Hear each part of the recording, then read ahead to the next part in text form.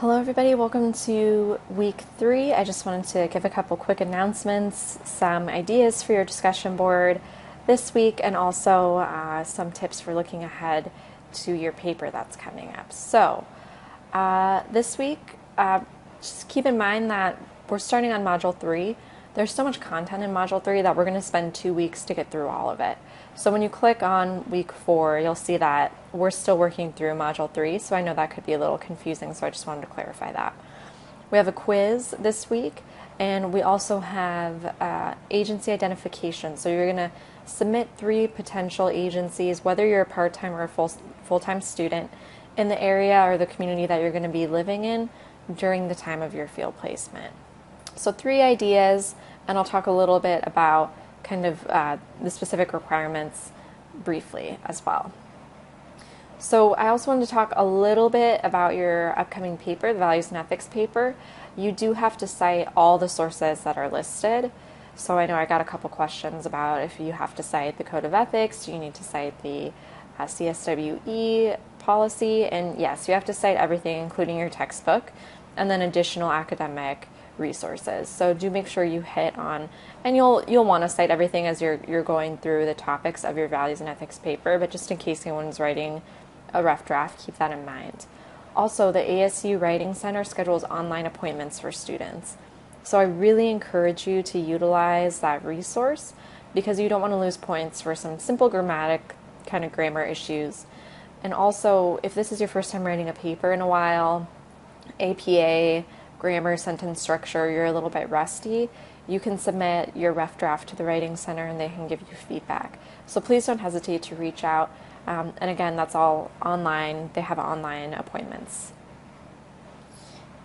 So the field tasks this week involve submitting potential agencies. So something important to think about when you're looking at agencies in your area that are kind of standards for us at ASU about what constitutes a field placement are that there's somebody there who's an MSW, they've got 2 years post-grad experience, and they've been at the agency for 6 months. So this person is going to be your field instructor. So they might need to they might need to complete a brief training through ASU. It takes about an hour and a half. However, if they've already done a field instructor training through a different university, we'll honor that too. So they just need to be willing to provide an hour of weekly supervision in addition to filling out your final evaluation and mid-semester evaluation in IPT. So they'll have to log into a system, complete an evaluation. So you're going to submit the names, the website of the agency, and contact information in the area where it says, field tasks for week 3. So your academic associate will be reviewing that and ensuring that you've got some good ideas in place to set you up for success. And I wanted to touch a little bit on macro level practice because our discussion this week involves macro versus micro. And usually I see that students have a really solid understanding of what micro looks like working with individuals and families and have more trouble around macro level practice. So just to review kind of what macro looks like, it could look like working community development, advocacy at the policy level, research evaluation, training, and program planning, of course. So titles might look like community outreach liaison, executive director, administrative, lobbying. So these are some ideas I just wanted you to think about when we're talking about macro. And according to your text, right, the salaries are actually a little bit higher when you go macro. So I want to encourage everybody to think about that as they're making career decisions.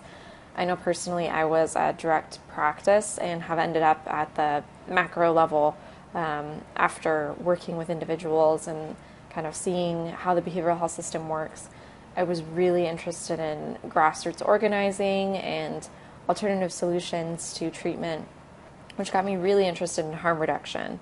So harm reduction is this idea that is so radical for social workers, right? Meeting people exactly where they're at, no matter where that is in their experiences of using drugs. So I engage in needle exchange at the community level. So in Arizona, we don't have state funding for needle exchange unlike other states. So I work for well, I volunteer because there's no money involved in it, right? A grassroots needle exchange here. And we do a lot of lobbying and advocacy, fundraising.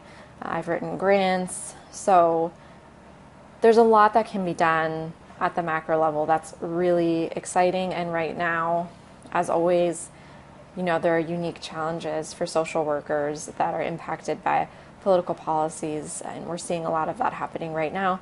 Just general fear and anxiety and stress about some of the political changes that we're seeing are really important to our clients, especially here in Arizona, where we work so much in the field with people who are immigrants.